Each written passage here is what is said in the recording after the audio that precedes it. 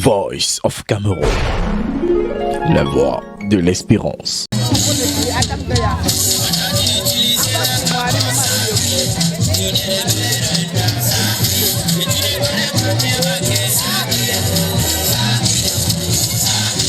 Sport et rythme, son et couleurs pour ponctuer les 30 jours du championnat de vacances qui s'est joué ici à Mbayege 1. Un après-midi ensoleillé, en présage de la grande fête qui installe progressivement son décor sur cette aire de jeu. La température monte d'un cran ici au moment où arrivent les finalistes du tournoi. En attendant le premier coup de sifflet de la rencontre, le temps est à la reconnaissance du stade. Un exercice habituel où s'expriment déjà les égos de cette phase conclusive du tournoi. Je pense que nous n'aurons pas suffisamment de temps pendant la phase d'échauffement, donc on fait des repérages.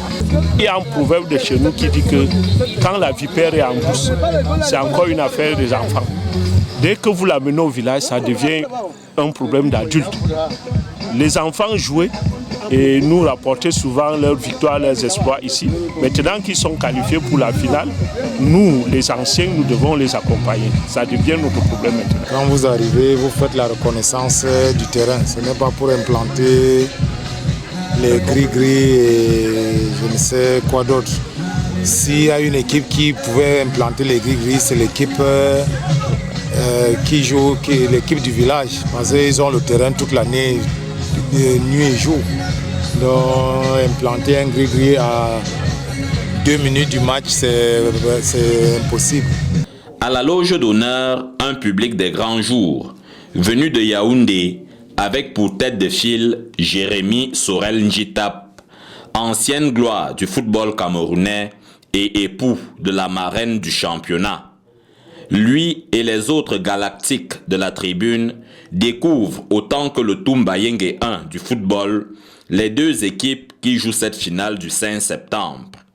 Vatican FC local contre Asvo du village voisin d'Obobogo. Mani.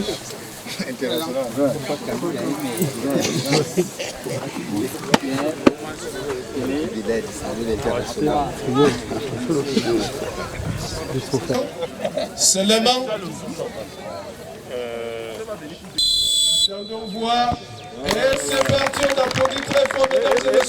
ce geste, effectué par la représentante du gouverneur du centre, ouvre solennellement la rencontre de ce dimanche. Sur les bords du terrain, les coachs haranguent leur banc de touche et les sonorités locales entretiennent l'enthousiasme des temps de fête.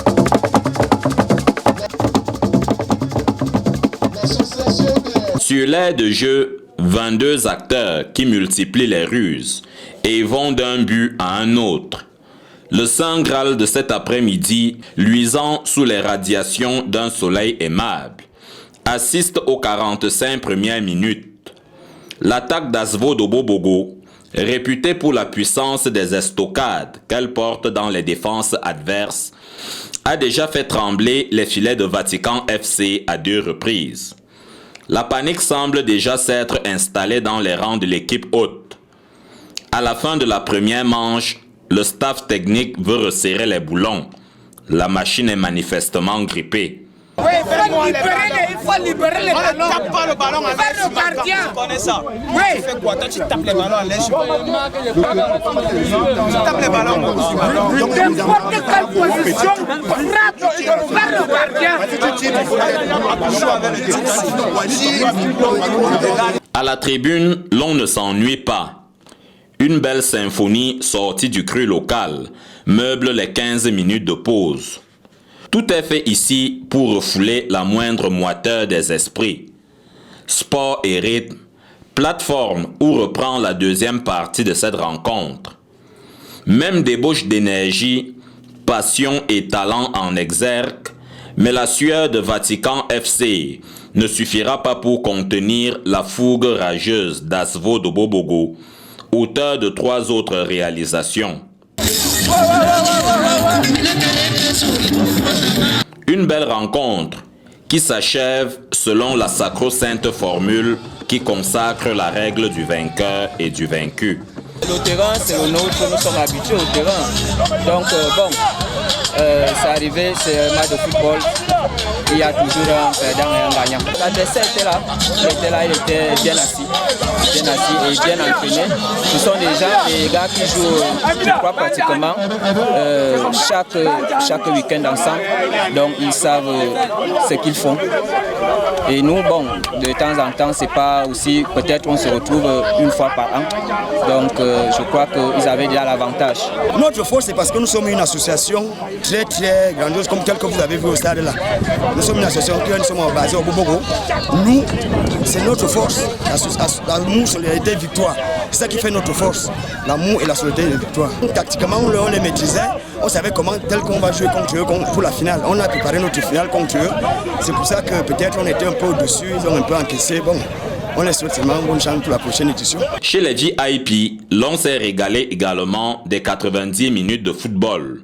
Sous le feuillage tropical de Mbayege 1, convivial patelin dont le sol a été foulé ce 5 septembre 2021 par quelques hiérarques du Cameroun d'en haut.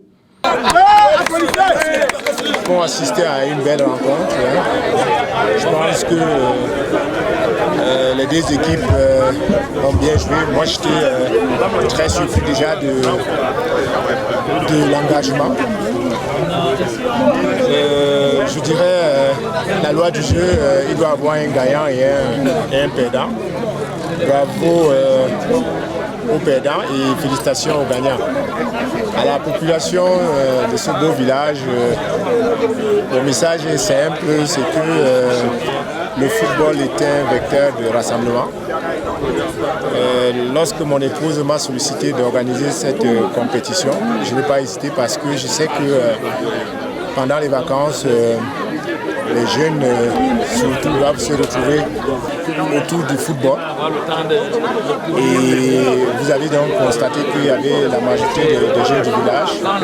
C'est dommage que l'équipe locale a perdu. Félicitations encore à l'équipe gagnante qui vient d'ailleurs.